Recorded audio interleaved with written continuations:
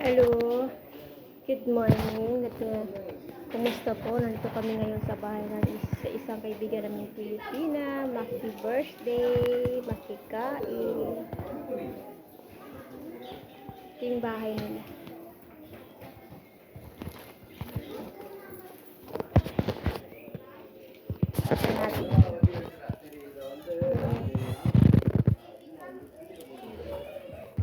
Ito yung bahay ni Sisi. Birthday kasi ng anak niya ngayon. Dito kami ngayon at maki-birthday sa loob.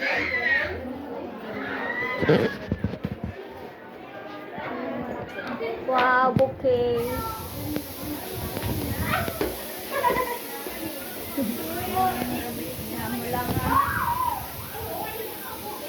Saan niya?